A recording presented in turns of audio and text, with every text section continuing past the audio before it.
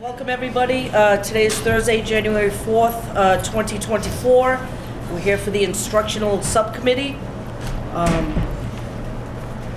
Deb, where's Deb? Can you take a question? Mr. Aguirre? Here. Ms. Larrabee? Here. Ms. Pereira? Here. Subject 102, salute to the flag. I pledge allegiance to the flag of the United States of America and to the republic for which it stands, one nation, under God, indivisible, with liberty and justice for all. Thank you. 103. Pursuant to the open meeting law, any person may make an audio or video recording of this public meeting or may transmit the meeting through any medium.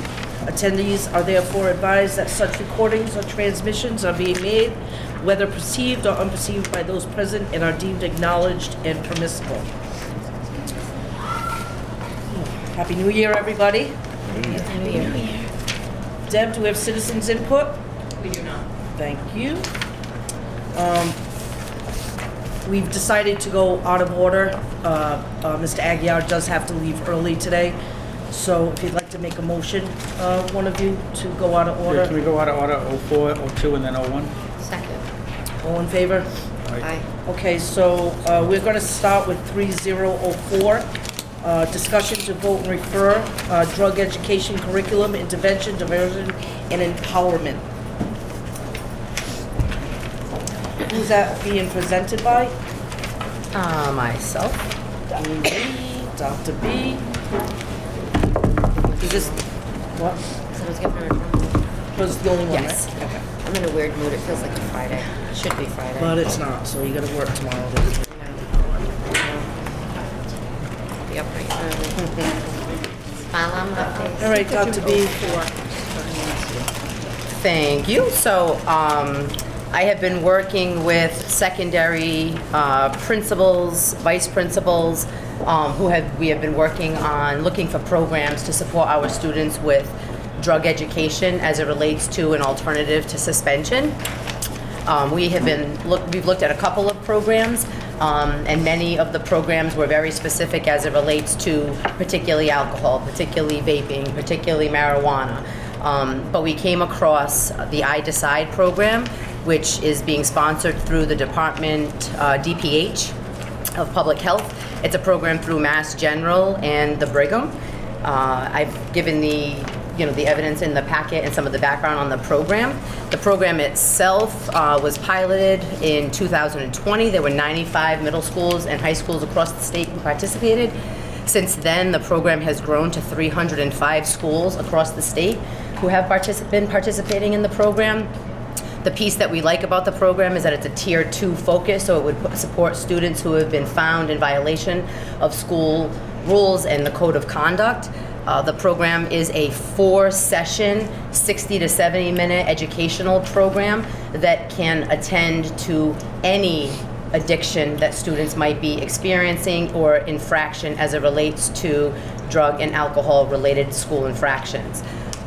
And so as we think about alternatives to suspension, which is part of the new law in education, that we have to attend to multiple interventions prior to suspending students, we hope to bring I Decide to Fall River. It is a zero cost to us as a district, so there's no cost for us to participate in the program.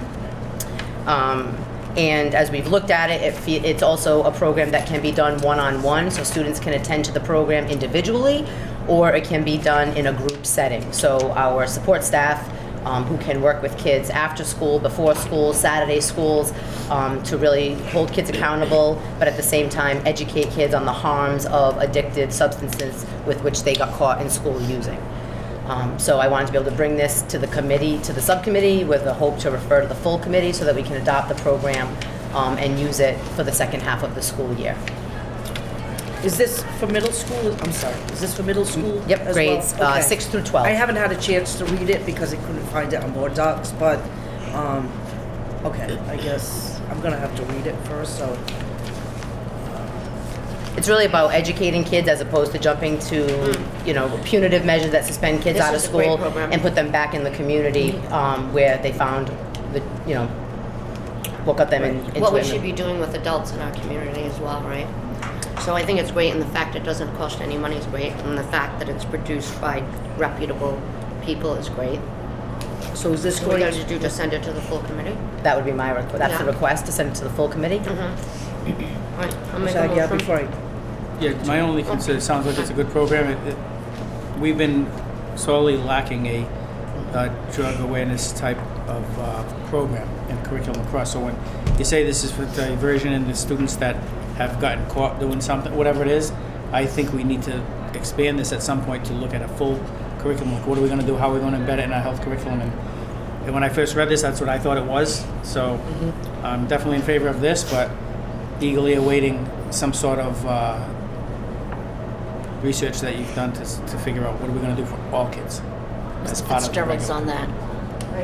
Yeah, the middle school and the high school, and we just piloted a new health program at the middle school where it teaches like a true backward design where we're teaching addiction, what exactly it is so that kids can understand instead of just say no, you understand like genetically you are predetermined maybe to be an addict. If you start using vape, alcohol, marijuana, all the stuff that's available to them, give them that education starting in 6th grade and following it through the high school. So that they all have that background already, and then any student, rather than just suspend them and say, hey, you're out for whatever, that the positive alternative to a suspension would be the program. Yeah, no, that totally makes sense. I think just maybe a one-pager from a superintendent on that to let everybody know what we're doing as we go through this. Obviously, a lot of people are going to support it, but if we're already doing things, let's give the staff and yourself some credit for what you're doing. So make a motion to refer. I just have, yeah. Oh, sorry, go ahead. So, as in elementary school, what prevention programs are at that level? So at the elementary school, currently we have the Botman program. To me, it's a little outdated. We're actually working on looking for a new health curriculum. We've been talking about that, discussing it at that level. Also with a part of a group with other district administrators from across the state to talk about, what program is best, especially with the new frameworks that came out. A lot of people are kind of like in limbo. You don't want to jump on a program right now. The program we have at the high school, the Goodhart Wilcox, that we're piloting at the middle school doesn't have the elementary piece. So we're trying to look for something that would connect, both of those curriculums. What do you think's outdated about the Botman curriculum? It doesn't have vaping in it. Oh, We got it okay. in 2014. It was a free program. It's about Yeah, this- it's a good it's a good program. It's free, and it was okay. But obviously, you don't think it's good. I haven't No, taught I it. taught it. And I don't think it You've was taught a it, very so you would effective curriculum. It's not a lot of materials in it. Okay. So every school, I think if you talk to a lot of our teachers, they'll Yeah. tell you the same thing. A lot of our, everybody taught something different, but you kind of almost had this guideline. Okay. Whereas this new program we have is concrete. It has the lessons already embedded into it. Yeah. Common terms, so that everybody's teaching the same thing, rather than. Right, I mean, I hope this happens quick and maybe before September. Do you have any idea about The middle school. we're I'm doing talking it. about elementary The right now. elementary. Yeah. We We'll hoping- get it by the end of the year. We'll have a recommendation on how. Okay, beautiful. I mean, I don't want anybody to rush through it, but I mean, I've been saying for years, I've been in the superintendent's ear about prevention in the elementary level. Absolutely. So, thank you, I Yeah. appreciate that. Anything else? We already voted, so I vote yes. We have a motion and a second. Yeah, there was a motion and a second. So, Mr. Agia? Yes. Ms. Larrabee? yes. Ms. Ferraro? Yes. Okay, we are going to move to 302, discussion and vote to refer to Math Academy. That's good. Aye. So as you can see from the summary that we gave you around the math academies, we did a survey that surveyed all K-7 educators that supported mathematics. Based on that survey, we gave them 4 options for PD. Based on that survey, we were selecting 2. We've decided on the addition and subtraction and the decimal sense and operations. Any teacher that had selected one of the other two can still opt into the other PDs that would potentially be offered. Right now, we have commitment from about 50 teachers across the district, K to 7. One of the PD sessions allows alignment for grade 5, 6, and 7th grade teachers to be trained in the same session. We had approximately 64 people complete the survey. So we're hoping to run it during February vacation, Monday through Thursday. It would be a 6-hour PD. The money that we receive from the continuation grant would cover the cost of the stipends for the teachers and the cost of the PD sessions. You have a flyer on the PD sessions and you have the survey results. Any questions? Motion to approve. Second. All in favor? Aye. Thank you. Thank you. All right. You good, Deb? All right. Now we're gonna move on to 301, Durfee Program of Studies, discussion to vote and refer. Good evening. Thanks for having us. Oh, today. Mr. Damaris. Hello. We provided you with an executive summary that goes into detail in terms of the courses that are proposed and any changes, but I'd just like to highlight the organizing principles on the first page where we focused. First being strengthening supports around student achievement with a focus on accountability. Thinking about students that need academic intervention and making it more structural in a schedule rather than by way of our win period, to expand the offerings in ELA and math strategies, in particular for students that are not over the hurdle of MCAS for graduation. When we look at our MLL students, what we're lacking right now is a SLIFE track, and that's something that's mandated by DESE. We did not experience a lot of students that have fallen into that category, but those numbers are increasing as we see the L numbers increasing everywhere. When you think about the students that have that interrupted schooling or limited formal schooling, they need something different than students that are coming into the country with a continuum of education. So that way we can get really personalized. We're looking to increase the rigor around the level 2 offerings for students as they advance in language acquisition. We're looking to increase the supports that they get so they can access the ELA curriculum better. And then when we think about our level 3 and 4 students, we're looking at students that kind of stuck at that long-term L status where they haven't emerged yet. And we want to create a menu of options around that so that we can deepen the work, especially in the literacy piece. When we talk about expanding designated programs that exist already, we're looking at early college and we're looking at CTE. We have a pilot year going on right now for criminal justice, so we're looking to expand that. The letter of intent for the program is in with the state. We have another part of the application due in March. We're anticipating that we'll get approval for that program. Is it popular? Is that track popular? So we have a teacher that has a full schedule, and in terms of the interest, the kids are really taking root. He's developing for high interest with mock trial teams, things like that. So I think that's something that will really, really take shape as we're able to expand those offerings. And then for early college, looking at medical pathway, medical interpretation, and that's an excellent entry point for language learners to honor their heritage language and show that this is a pathway to a career as you gain the English. That I think is going to be very marketable. And then also launching the second year of the criminal justice pathway with Bridgewater. I have a question. Sure. The number 2, increase access to internship and co-ops with CTE pathways. That, can you just speak a little bit about that? So we brought on a co-op coordinator, right? And so a lot of the groundwork was making connections, speaking with potential internship sites. What are the regulations? There are some hurdles that we're encountering, especially with age.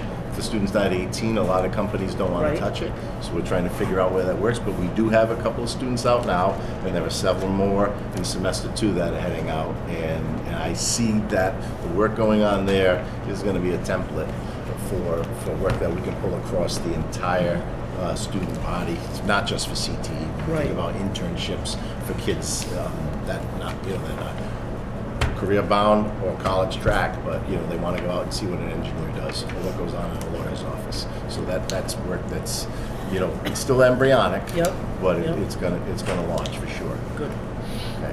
And then Thank you. offering more electives. We have the capacity to add electives, and if you look at, in particular in the arts, we were able to expand a number of fine art and dance offerings. In math, we're looking at flexibility within the standards per the DESI regs to focus on certain aspects, for example, Algebra 2. And we can tailor the curriculum to focus on data as opposed to a traditional Algebra 2 course, making the course more meaningful for students as they are looking at their career pathway. Right, is that the one that it's set up to go into stats? Yes. Is that right? Yes. Okay. Yes. Aside from that, there are no major proposals to change. If we want to get into course by course, we can certainly answer questions. Yep. Yep. Any questions? Sagia? Just, I looked at most of it, but the concern I have is the same one I had last year about the alternative options that we offer system-wide. And I'm just concerned about what are we offering for kids that need an alternative program. We've had several, not complaints about the program, but, Jen's program that did not offer to freshmen, that's always been sort of a sense of heartache for me. Is there anything different being proposed for that type of, other than an expansion of Evolve? That's one of the things that are a lingering question for me. No, there are no proposals. I mean, in terms of the freshman academy, we strengthen the services in this freshman academy, the support staff. If you're talking about a standalone program, I'm not proposing any at this time. I know that through the special ed lens, we are looking at what we can do differently with students. Rebecca Gray is taking a look at some of the models that exist in the district and in some other schools. We have a proposal around that. I'll just speak for myself. I'm going to vote to refer this. When we get to the full meeting, I will tell you right now, if we don't get any clear direction on how we're going to improve alternative education across the options, then I'm not going to vote for this or anything else related to the high school. Just so you know, I'm just being upfront. Good. Thank you. You have anything? Adulting 101, right, is, how do you fit in, I read the little paragraph there, how do you fit all that in one semester? And it did say may offer, or may, it's a little vague, I just Sure. have questions on that one. I Because mean- I think everything in there is what our kids need, right? Mhm. So, yeah. That's a very good question. I mean, it's something that it's an elective. It's run at times. It's not highly subscribed right now. I'd like to talk about a redesign ultimately of the senior year, especially. But how do we embed the opportunities that are presented in that classroom across the 4 years? When we talk about advisor, when we talk about intervention, and we build ultimately to the win block, I see that as an opportunity to offer some of the skill development for students in terms of how to change a tire, how to do laundry, how to do your taxes, how to balance a checkbook. Right. I mean, when I was reading it, it's for 12th, right? Elective for 12th. I mean, in there, it has, checking savings, filling out applications, workforce stuff, job readiness, but that, they start begging for this information at 15, 16 years old is when they're starting to work. So maybe if there's an opportunity to start this, maybe Durfee-wide, freshman, sophomore, junior, senior, just to get them the information by the time they're 16, 17, so they're almost ready. And I'd like to see it more than an elective. I mean, that's what I would like to see. And again, I'm like the Aggie, I'm speaking for myself because I think this course offers information that our kids are in desperate need of. And I just hope it can be offered to mostly all the students in Durfee. So, I don't know. I mean, My I think opinion. Mimi makes a great point. You're saying it's not highly subscribed, probably because it's being offered senior year, where my daughter already had a checking account at 16. She already had a job at 16 and a half. Like, she already knew how to do that. So by the time that rolled around, she's not interested in that. She's already applying to college, doing college resumes. She already knows how to write a check because she's almost 18. So I think you might get kids who'd be more apt, the 15, the 16-year-olds be more apt to be like, ooh, I do want to know what to open a checking account, or, you know, in the list of other important information that's provided in that class. You may actually have more luck. Not that I'm saying it's not valuable senior year, and probably placed there because it's an elective. So you've done all your stuff. If you have time to have an elective, this is a good one. But I bet those kids that have done all their stuff, that's then probably not taking that elective. They already probably know that information. They're doing something else. Maybe if we could find a way to offer it earlier to kids who maybe had that time in their schedule. Because I know it's hard to say just make it a requirement when I know that that's not an easy task. But maybe offering it early, I think you'd get more kids. I think you're right, more kids apt Right. And to take it. Yeah. And I know there's, you know, the honors seniors history, they touch on some of the financial stuff, correct? There's a financial literacy module that all seniors do. Right. That covers savings, borrowing, Yep. interest, mortgage.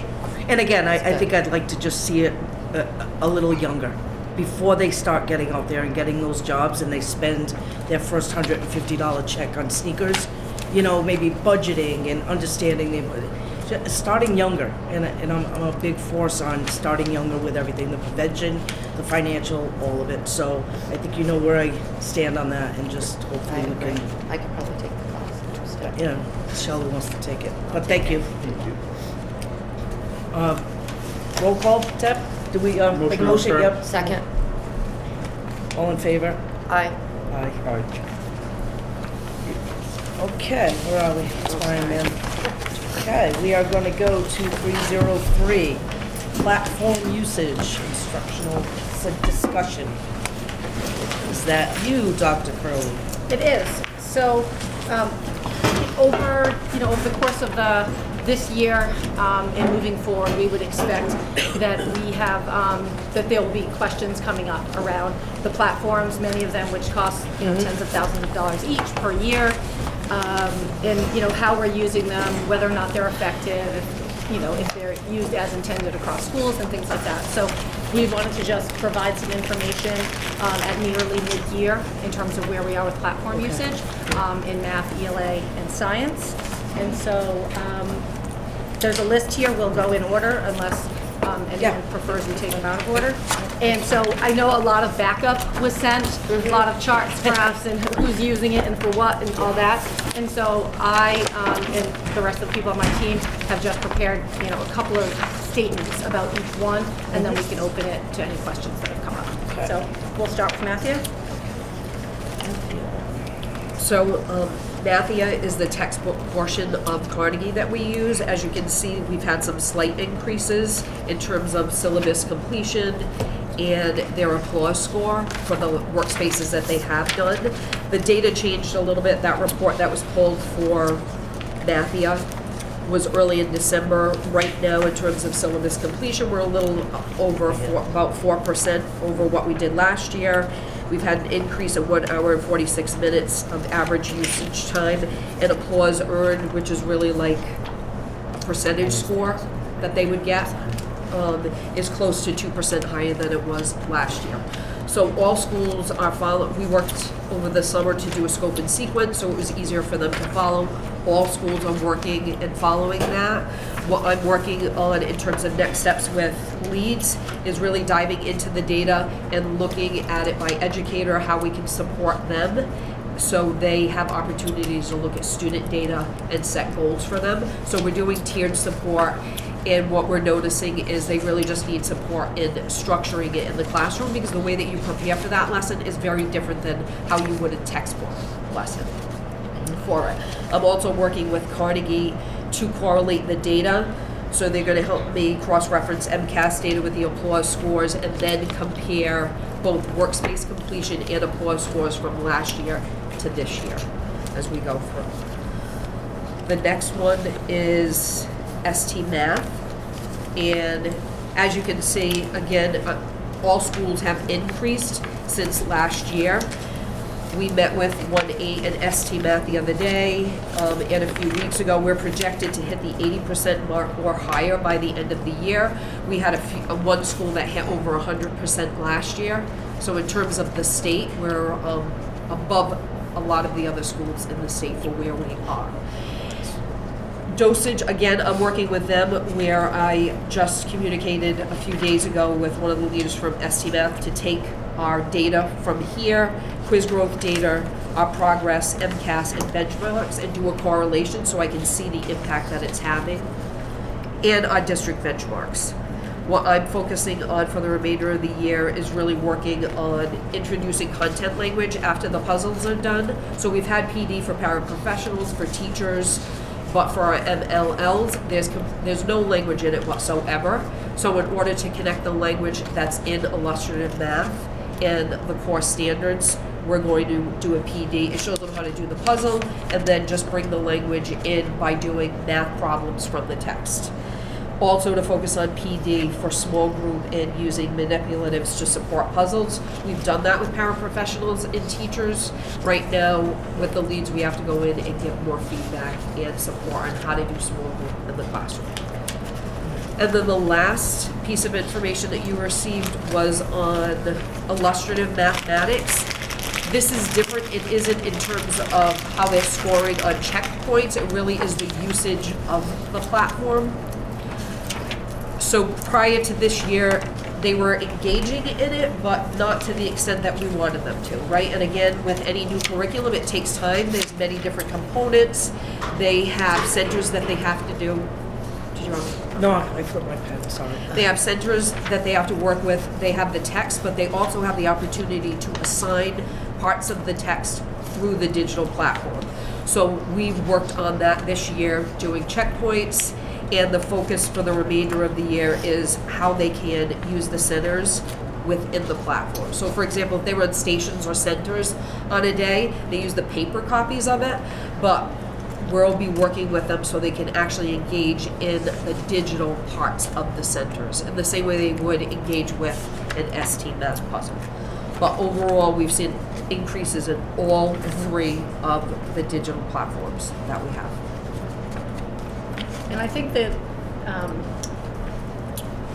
we mentioned here this idea of doing the dose correlations. So a lot of the platform use right now is in the stage of we're still trying to get people to use them more because we've got our eye on the prize, this promise of if students are engaging effectively in these platforms, we're going to see increases in their performance, on our local benchmarks and then also on state assessments. And so we're in the process right now of getting that kind of data. So the company is working with us so that they can take a look at and show us, students who participated and completed this is how they fared on those state assessments and things like that. And also doing the same thing with our local assessments. So we'll have kind of better data in terms Right, of we what haven't is the gotten impact. anything like so that we've yet. gotten usage Right. data, Right. and that's what we're working on with the promise of if Okay. we do this will happen for our students. And they're working on some correlation data so that we can actually see When are the you getting impact that? it's having. So their work, what we're asking them to do is do some initial correlations with current benchmark data so that we can see students who are faring better or who showed improvement from here to here, and that's something that they're working on now. But we're waiting until after. ST Math will probably be about 2 weeks once they get all of the data from us. benchmarks. I just had to work with them. I identified what I wanted them to work with and cross-reference. Once they get the upload of data and we sign off on it, it takes about approximately 2 weeks. With Carnegie, I haven't gotten a deadline. I've identified the sources. Okay. Any questions? We can share that data. We can Yeah, share and that then with we'll you. We can share that with data you. once we get Yeah, that. yeah. We'll share it with You just talked about illustrative math, Yep. illustrative math, and then we got a thing here that says 2022 end of year. You should have another one. That's The blue one right to your right, miss. This one? It Yes. says Imagine Learning? Yes. Their illustrative I'm saying, mathematics like, they is change owned by names. Imagine Yes. Learning, yes. When I was just looking at it, one of the things that just stands out to me is how limited these numbers are. Of somebody opens up one, like it says active teachers, count how many I unique agree with teachers you. have viewed at least one lesson.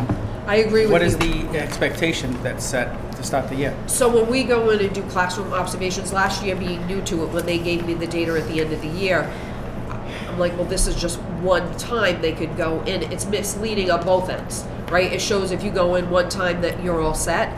But I also had teachers who I know are in it every day. Based on observation, when you walk in, you can see that all of those slide decks are pulled Yeah. up, and teachers are using them across the district. I think what a lot of teachers do is they download the slide decks and they work from there. So yes, I know that everyone's active in it and they're pulling the lessons, but I get more from my classroom observations of them utilizing the platform daily. So you're saying this is not accurate?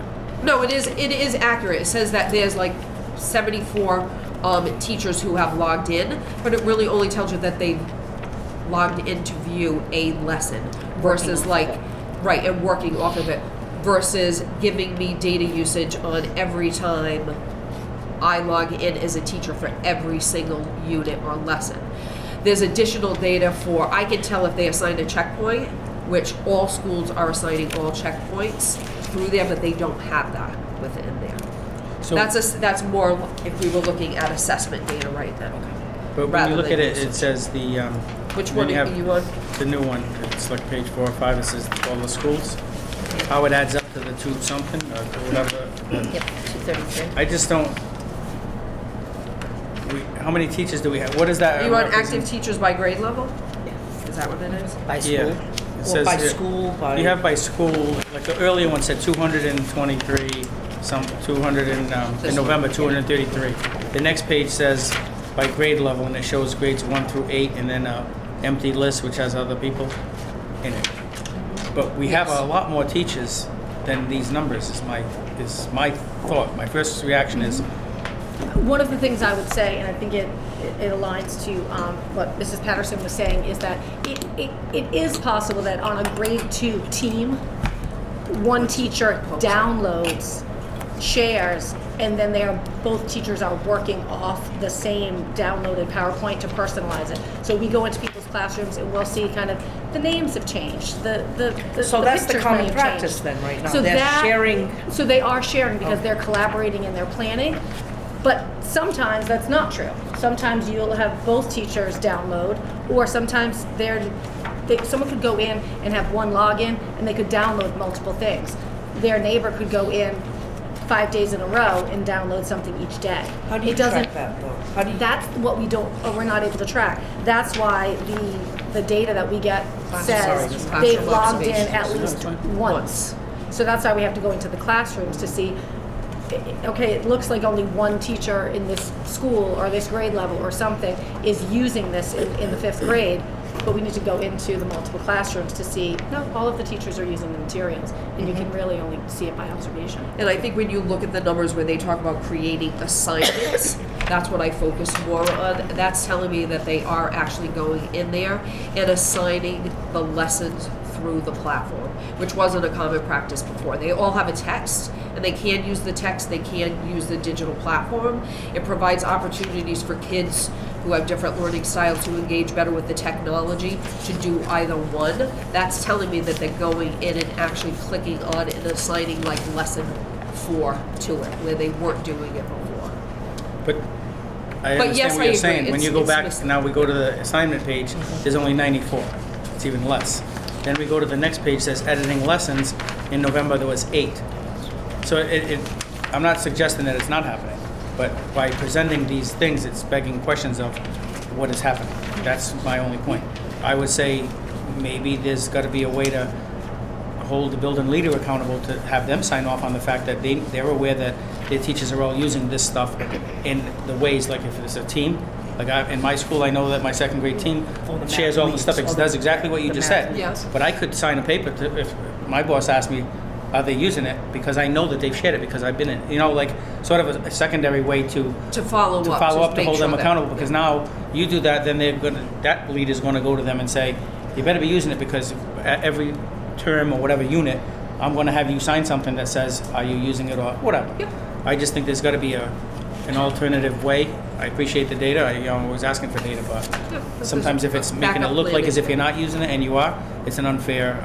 And the opposite too. Last year when I got the data, there was one that identified a specific teacher that said that they had not been in within that year, where I knew I've been in that classroom multiple times, and it was the year before they downloaded the slide decks and they had modified them, but they hadn't logged in at that point at the beginning of the year. So it goes both ways. And my other question was on ST Math with the calendar tells you how long, where they should be, and Yes. it looked like every school was in the ballpark Yes. of the percentages. There's like celebrations of things that go on. So we with it.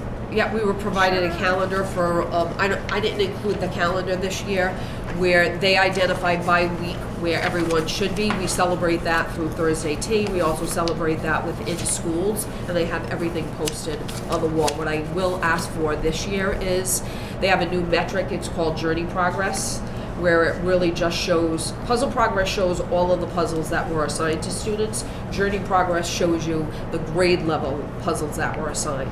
So I'm asking for a follow-up calendar so I can track that. They're both important, but I'm more concerned about grade level standards being covered versus, because you can assign, if you want to do an intervention tiered support, you can assign a lower grade level puzzle to students. I just think that in order to improve those numbers, you have to celebrate within reason, and put GGs all over and all that We have stuff. GGs You everywhere. know, Every school has it posted up on the wall. At the end of the year, the school that did over 100%, we actually had like a block party to celebrate those students. They were the first school, and I think, you can correct me if I'm wrong, they had been in it in four years, last year, 4 years. And it was the first year they hit 100%, so it was a huge celebration. We also have people dressed up in a GG costume who go in, and for students who complete their journey progress, in some of the schools they'll pull them out in the hallway by cohort, and they get to put their sticker up on GG, and they do a big celebration for, the class gets to celebrate that one child for making that achievement, so. Yeah. Thank you, Ivy. Ms. Brown. All right, so this is to refer, was that to refer? No, we got the other subjects. There's more. There is, that's right. So I'll just talk briefly. Not all that. Oh, we're forgetting about. Sorry, the, I'm going to be real quick. All right, go ahead. I've learned my lesson. So my headlines for Lexia Core 5, which I gave, on the table that I handed you today. So it's page 3 of that. We're seeing a decrease in the number of students that are working below grade level. So those are the kids that in the past I said we need to get out of the gray and get into the blue. So we're seeing a decrease of the students that are falling into that, either working one grade level or more than one grade level below. We saw a 29% decrease in that from February of last year to December of this year. Additionally, we are making faster progress than we have in years past, so that's a positive trend for us. So in May of last year, 84% of students who met their usage goals advanced one or more grade levels, and right now, at this point, we have 54% of students. So if we continue with that same pace, we're going to have a higher percentage than we did last year. And so actions that I'm taking, or that are being taken by the company, is that every meeting that we have with schools will be around Lexia will be focused on the progress indicator. It's no longer about students meeting their minutes. It's about, are they progressing at the rate that they should be progressing?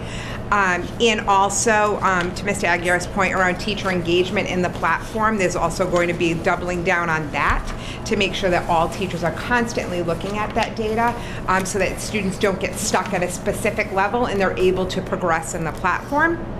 And we have some students who are still in that below grade level, and we're doubling down on those students. We're making sure that those students are being seen in small group. We're doing some training with paraprofessionals to ensure they feel prepared to administer the Lexia lessons with students, and to look at that data in a way that makes sense to help to administer those lessons. And our team has been working on an incentive program so that we can have like district-wide celebrations of our data. So Cheryl's doing that as well in math. And we're incorporating the attendance component, so we're trying to bring it all together. We're working on it. Yep. And so in February, we have PD happening for paras and interventionists in Lexia Core 5. And additionally, so I'm going to shift over to Power Up. We have some professional development with that same focus happening for our secondary paraprofessionals and interventionists. Focused on small group, and we're pushing the grammar strand as a lever to move students in their reading comprehension. And so for our Power Up program, there were some positive shifts in the data. We had a 13% increase in the percent of students working at grade level and a 22% decrease in the kids that were in the gray section for the word study strand. In our grammar strand, we saw an increase of 14% in the blue and a decrease of students working below grade level, same percentage. And lastly, there was a 16% increase in the students working at grade level in the comprehension strand, and a decrease in the percent of students working at the foundational level in that same strand. So across the board, we're seeing a decrease where we need to and an increase where we need to. The data was disappointing to me in terms of the amount of students that are actually meeting the usage minutes in secondary school. But we do understand what's happening there by digging in and kind of talking with people and talking with teachers, talking with leaders to find out what's happening there. And we had anticipated this happening this school year because we have a new core program, which we were lucky enough to adopt this year. And that takes a lot of time and energy. Because of our block scheduling, schools don't have the 90 minutes that some were able to extend that block to incorporate more of the Lexia work. And so scheduling has really been a big problem for schools, and understandably. But the good news is that we are working to make this a homework requirement for students.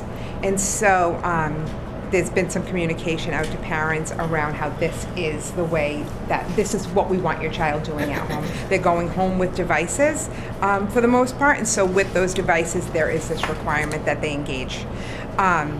And then another piece that impacted the data is that we've worked really hard to build up and prioritize using our interventionists wisely with our most at-risk students.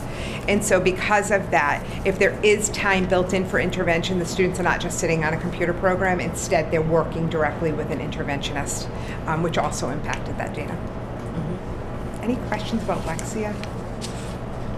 Is Lexia, we've had it for about a year, a calendar year, right? I think How long have we had Lexia? 2 years. 2? Okay. God, time's flying. Yeah, 2 years. Okay. So we have to make some big decisions Yeah, this year about yep. what's happening next year. Okay, I think that's what I was, but it's been 2 years, wow.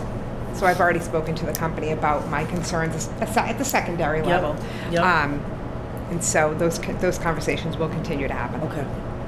Questions? And we use that right through the younger grades We as do. well. Mhm. And do you celebrate the same as the SD math? Like So this? we don't have a cute mascot yet. Yes. But we'll have one.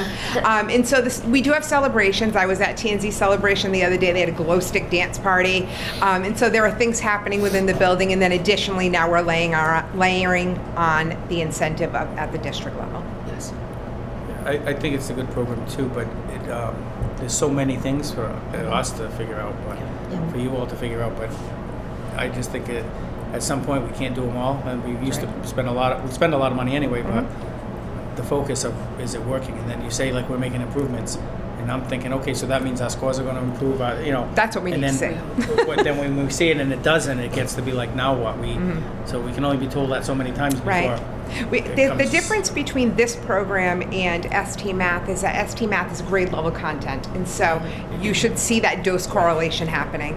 With Lexia, it's personalized, and so if I'm a 5th grade student and I'm still struggling with a basic early literacy skill, that's where I'm going in that program. And so when a child is struggling to that level and they're being taught how to decode during that program time, it takes a longer time to see it in a reading comprehension measure. So, but I agree with you.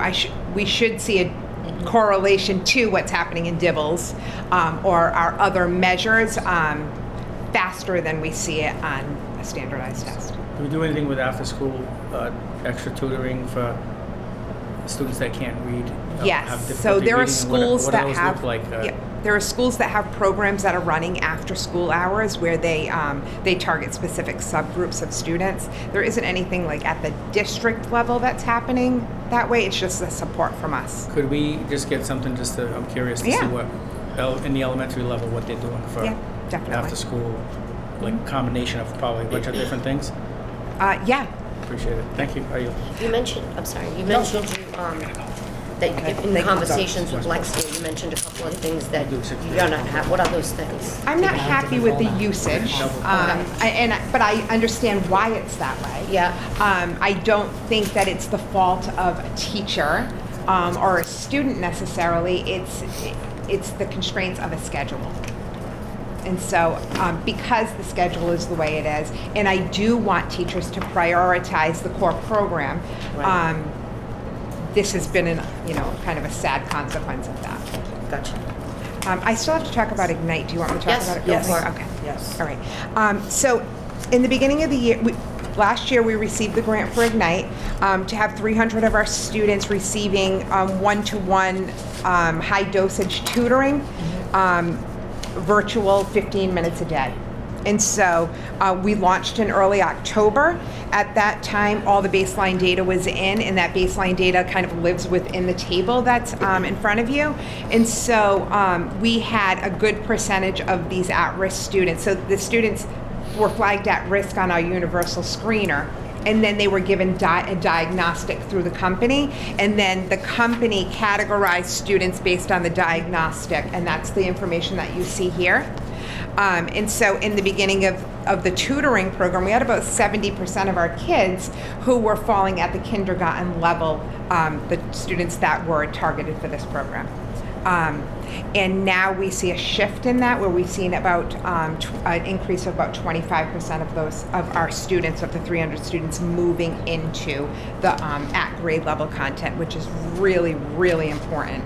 And that's why we targeted and we gave 95 seats to some of our most at-risk schools.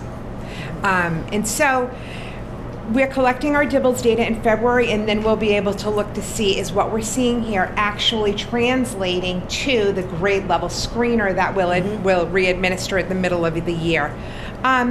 And so we were happy to see this, and I've been able to observe, actually most of us have been able to observe these tutoring sessions in action, and it's just really amazing, and it really is exactly what we're doing in class, but one-on-one. And so kids need that one-on-one attention and corrective, immediate corrective feedback, especially when they're a student who's struggling to learn to read. And so this is promising for us, and we hope that in February we really see a boost. One of our next steps, though, is to continue what we're doing as far as progress monitoring meetings, which I've been able to attend school progress monitoring meetings on a couple of occasions.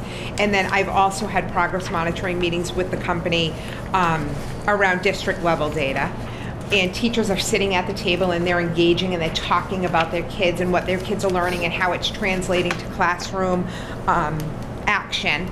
And then one other action step that we're taking is a roundtable discussion with the leaders in these 6 buildings around attendance, because our students who are continuing to struggle reading at that beginning of year kindergarten level are also the students who are barely making it to that 75% attendance requirement, because if they drop below that, Makes they sense. are booted from the program. Not because of us, but Right. because that's the company policy. And so we have to attack that in a big way. And so next week, we're having a virtual roundtable to talk about what's working in buildings that have kids that are showing up for that tutoring, and then kind of spread that practice throughout the 6 schools and maybe beyond, based on what comes out of that, conversation. They know we're in an urban setting. Right, so 70 wait, the company, we spend money, how much money? We have a grant, and so We it's have a grant, study. okay. It's a study. It's a study, okay. Yes. So they're saying if the kids aren't participating, they're not, gotcha, Yes, okay. yes. I But mean, I, if it but I were think it's us. important to say that if they're not participating, it's because they're not They're in not school. here, And yeah. we have We to have to hold get them that in to a school. high expectation. Absolutely. We yeah. have to hold that to the high, right? So I think it's really important that we bring this back to our attendance monitor piece Yeah. too, Steph. And so if I can help support in any of that or be I involved in that. invited you for good. next week, so. Yes. I think I did see that now that you say that. It was only last night. so. Okay. But I think we have some systems at schools that can really support that work. And it is part of our second half of the year around gearing up, getting the next 6 weeks back in gear. If people are sick, okay, but we have to get our kids back in school. We cannot educate empty chairs. And as the data shows, when our kids come to school across the programs, they're learning and they're growing. So I just think it's important to be said that all of this is contingent upon kids coming to school. Absolutely. Everything. Everything. Absolutely. Right, so I just don't want to miss the opportunity to highlight that Yeah. all of this will work when our kids come to school regularly. Yep. Because just like us as adults, when we that are to the camera. when we are inconsistent in our Make sure your routines, kids come to school regularly. Come to school. just want to take that No, it's true. You opportunity. can't, you're beating your head against a wall if you can't get the students in here. And we have the And resources. it's proven that when they come here and they're working, they're improving. These are And- smart kids. And we They have the just resources be to in break down the buildings. barriers of what's prohibiting our kids from getting to school. So what are the barriers? Because as a school community and as a district, we have the community support. We are very fortunate that the resources within our community are aplenty, and the network runs really deep. So, it's about learning about the issues that our families are struggling with and what are those barriers and how can we help support in being advocates to help break down those barriers and get our kids to school. So we're here for families, we're here to help. We know that, no one can do it alone, but attendance is a key piece to all of this work continuing to grow. Absolutely. Absolutely. And then just one more last thing. When we got the grant, there was conversation during the school committee meeting around what are we going to do? Like this is could Right, when it potentially be a ends, yeah. short-term stint. And so what are we going to do to build up our staff? And so during the February PD day, we have one of the instructional leads and an interventionist running a session with interventionists and paraprofessionals focused on K-2 using the resources that Ignite uses, so that we probably wouldn't be able to do one-on-one tutoring because we don't have the manpower for that, but we can bring the practice into a smaller group setting and continue that work. We Thank have you. just a couple Yeah, left. couple more. Ingenuity. One is Ingenuity, and I offered today just an updated cover sheet. Yep. That, just updated numbers as of Tuesday. Because I think what we had shared previously was, from November or early December. So just wanted to give that update. Edgenuity is being used at Durfee and RPA. Durfee is using it for credit recovery and also as a curriculum resource for a trigonometry class. And then at this point, RPA is only using it for home tutoring. So the numbers here identify, number of students who are using and their course enrollments. And then also Durfee was able to show, how many students have been able to recover credit in the first two quarters. So in an update, and I think in the original backup, there's much more detailed information. So there had been requests made for real usage data, Right. so we could take a look at kind of who's logging in and for how long and things like that. So all of and we see a range of students, especially maybe on home tutoring, who have a course assigned, and some kids are getting right at it and they're keeping up with where they should be in terms of progress in the course, and other students are not making as much progress, and so that just requires more frequent communication. Right, with do you those students. foresee a bigger tick in usage as we slide towards graduation? You think that? I think that happens. I know that right now RPA isn't using it for credit recovery. Right.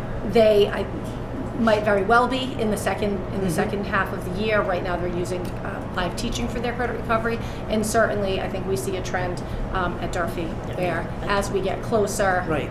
kids start to scramble, Panic mode. and they're going to the second term. Yeah, the second semester, and then and then into the summer as well. We use it as a resource for summer Right. school. Cool. Thank you. And then the last piece for me before we do the science gizmos is paper. So paper is an online tutoring platform. So there are live help sessions. Students can log in at any time, ask questions about math, social studies, science, really anything. A big push for us since we started using the platform really like 2 years ago has been the review center for written submissions so that students can write a paragraph or an essay or full paper, submit it, and within 24 hours they get feedback. We started when we started the program. We offered samples of that feedback to teachers to say, is this the kind of feedback we want our kids getting from these anonymous tutors?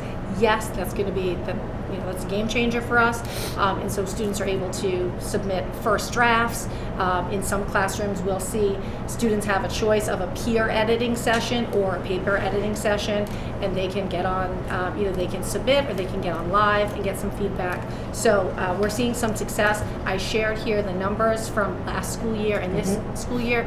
We did decrease the number of subscriptions this year by about 1,500. Right. Most of that was a decrease at Durfee because their focus is in pre-AP and AP in all 11th and 12th graders. So they're not using it as much in grades 9 and 10, mostly because there wasn't a need at that point. So Well, a lot of their project based too, right? They're not. yeah, I mean, I think that they're finding that the amount of writing Right. That's happening in some classes is, Minimized, it's all at grade level, but some Yeah. of it is excessive, Uh-huh. and it is a good, they're getting kids to get that initial feedback outside Gotcha. before final submissions and things like that. So I have the highlights here. Even though we reduced subscriptions, we're seeing an increase in the activity. So we're seeing more kids get the live help. We're seeing more kids, the greater percentage of kids submitting papers and things like that. And for the most part, every school in and of itself has increased the amount of activity on paper from one year to the next. Do we have student feedback on it? We at all? do. So I want to say that in the slide presentation that I sent, there is embedded on some of those I'll look slides. for it. Very positive. I mean, there was Okay. one that stood out when we did our meeting with them in like early December, where a student saying, "I was on for hours getting help," and it's true. There's not when students are working productively, they will stay on with the student for as long as necessary, and so we've gotten some really positive feedback, individual student testimonials about it. It's great. It's great.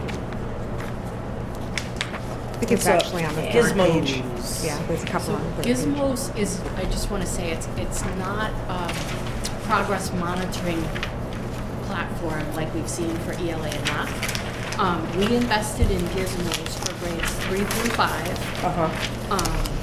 to provide simulation-based science with the vision that we needed to find a way to prepare our students and our teachers to help our students for the new MCAS. The new MCAS is simulation-based. Students will run a simulation based on a real-world problem, have to use the data that they've generated, then to answer the MCAS questions in that question set. And for elementary, with the traditional resources that are available out there right now, that they're not deemed high quality for elementary, where we're focusing our efforts for elementary high quality is going to be with Open SciEd, and that's just rolling out. So our high school and our middle school do not need gizmos, even though those simulations exist at those grade levels, because the simulations are built in and part of the Open SciEd units. We didn't have that availability last year, nor do we this year for all schools, so we continue to invest in these gizmos. What we are seeing is all schools, with the exception of Doran, are using them, and Doran is not, because they are an Open SciEd field test school, grade 3 to 5. So their focus right now in science is getting proficient in doing that work. So it's pleasing when you look. It doesn't look like the numbers are really high, but they really are. Teacher logins could look low because these lessons and these experiences are often living with the STEM teachers, and that's one or two people in a building. Yeah. So It's what applies to the content that's being taught versus what's available on Gizmos. I do not see long range that we're going to continue to invest year after year after year in Gizmos. As Open Science comes on board and the simulations are in there where they should be, we won't need this anymore. We probably still will need it for one more year as we start to transition schools over to Open Science as the units become ready for public consumption. Is Gizmo, is that a grant? Is that? Gizmos is not. We've invested that pay for money that. from the Okay. district for that. All right. But it will start to Yeah, drop. dwindle, Yes. yeah. Beautiful. That's good news, right? It is good. Yes, yeah, finally. All right, so is that it? That is all. Those are our That's it. platforms. Motion to adjourn? New business. New business. Oh, new sorry, business, sorry, I gotta Okay. finish. New business, people? No. No new business? Motion. I second, all in favor? Aye. Thank you.